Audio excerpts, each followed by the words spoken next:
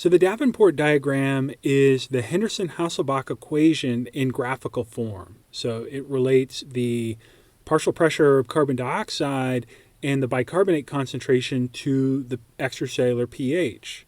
The Davenport diagram gives you a more sophisticated view of acid-base disturbances and how changes in either the concentration of bicarbonate or the partial pressure of carbon dioxide affects the extracellular pH. Here's a more detailed representation of the Davenport diagram, including regions of the graph that correspond with various acid-base disturbances and as to whether compensation is present. So how do we arrive at these values and the associated acid-base disturbance? That is, why is it that normal falls somewhere in the center of the graph and metabolic alkalosis up towards the upper right of the plot? The goal of this video is to help you understand the Davenport diagram and how to efficiently navigate to the different regions of the graph based on changes in either respiratory function or kidney function. So let's go over the basics of the plot. So first of all, we're plotting the proton concentration, or the pH, versus the extracellular bicarbonate concentration. The relationship between the pH and the bicarbonate is determined by the partial pressure for carbon dioxide. The effects of the partial pressure of carbon dioxide are illustrated here by what we call the PCO2 isobars.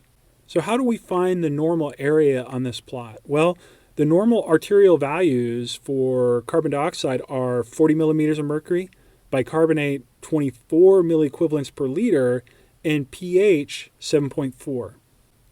You can see that we can use these three values to triangulate to this central region on the plot that corresponds to the normal range on our plot here. So now that we know where normal is, how do we navigate this diagram? That is, how is it that we can move to these different regions on the plot based on changes in either PCO2 or bicarbonate concentrations? Well, there's two basic rules. The first rule is if the PCO2 is constant, changes in pH and bicarbonate are restricted to the PCO2 isobars.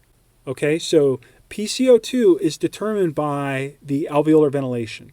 And so if alveolar ventilation is unaffected, then some change in bicarbonate is going to produce a change in pH that will be restricted to that particular PCO2 isobar.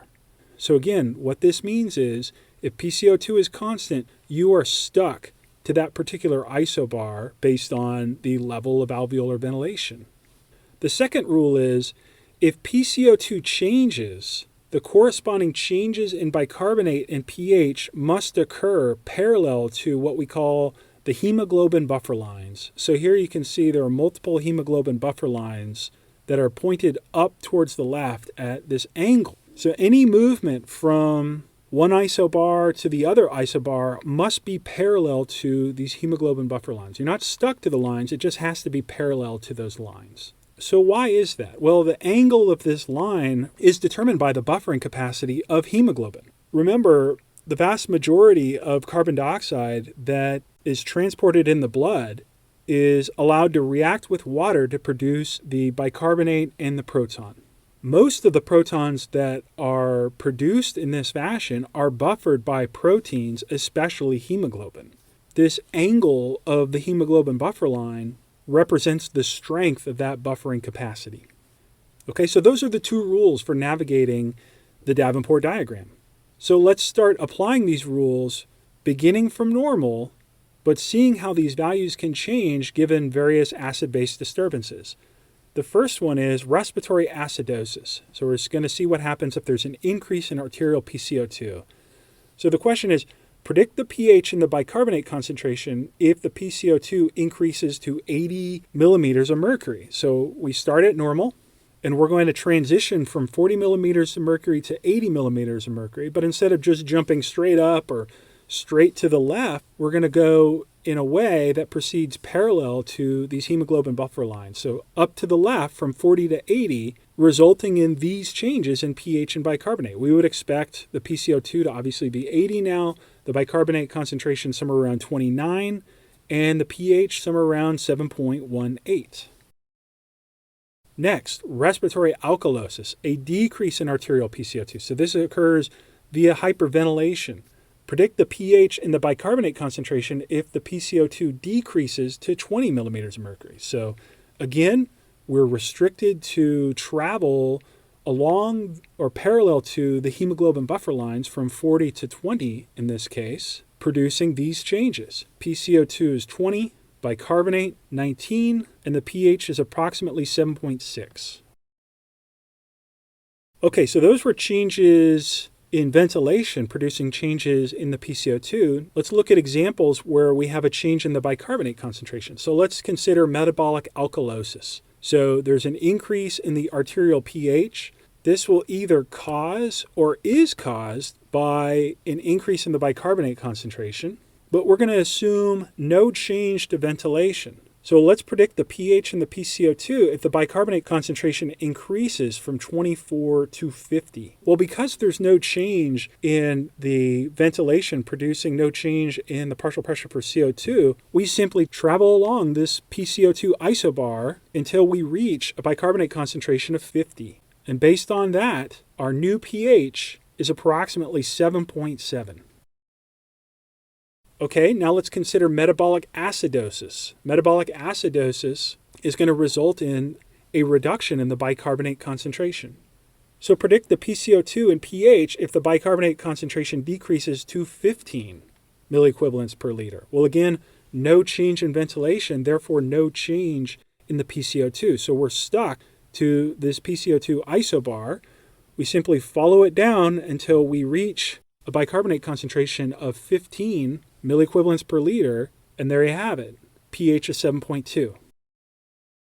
Okay, so those are the basic ways in which you can move around from normal on the Davenport diagram. But wait, it gets better. Those changes can be compound. So let's consider what happens during respiratory alkalosis with renal compensation. And let's think of it as a two-step process. Step one is the respiratory alkalosis. This occurs via hyperventilation, decreasing PCO2 to 20 millimeters of mercury.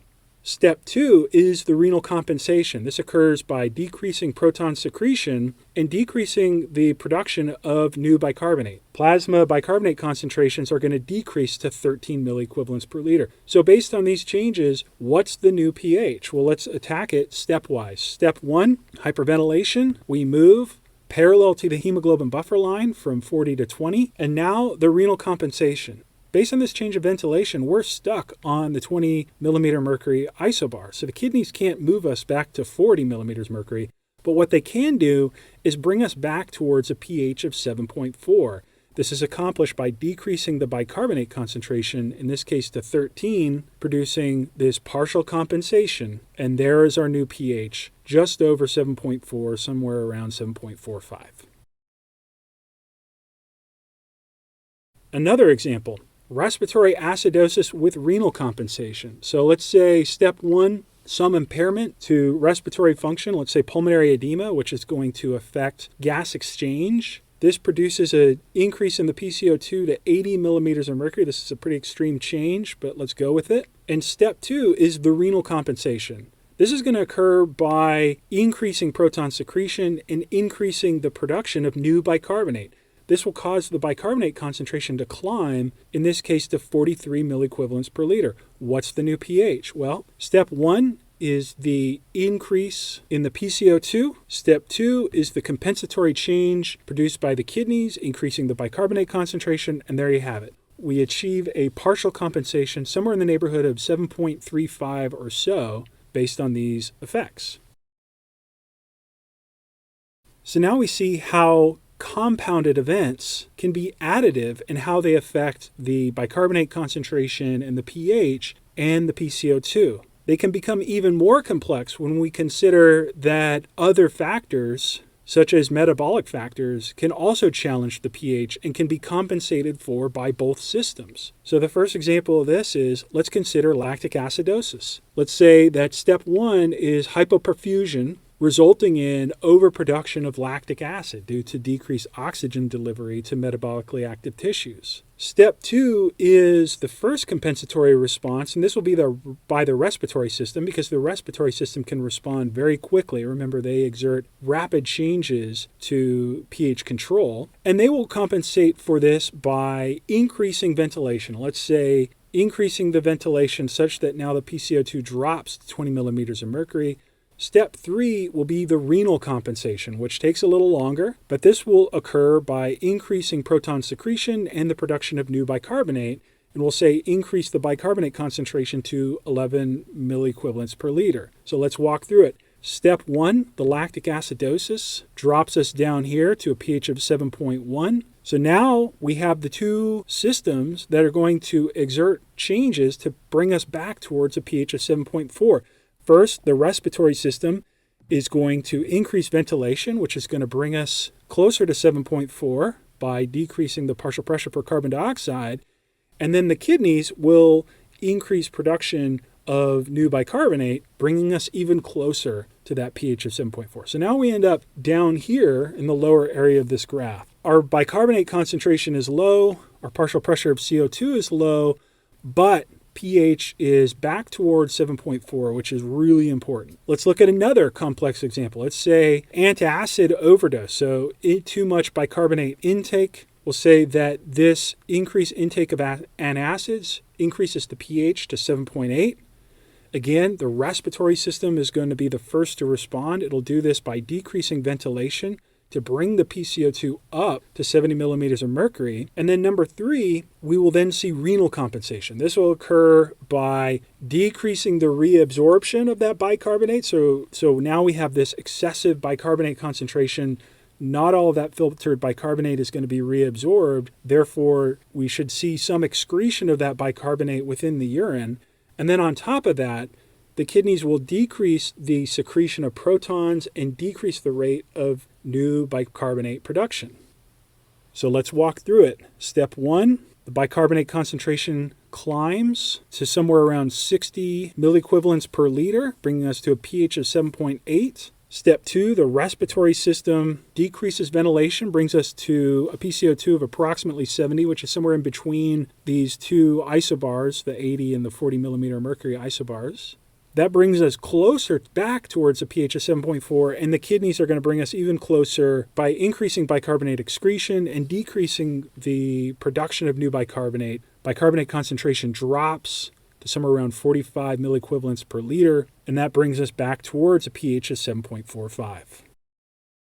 So there you have it, the Davenport diagram. Hopefully this video allows you to look past the obvious complexities of the diagram and now have a better understanding of how it is that these different acid-base disturbances result in values that land in the different areas of this plot.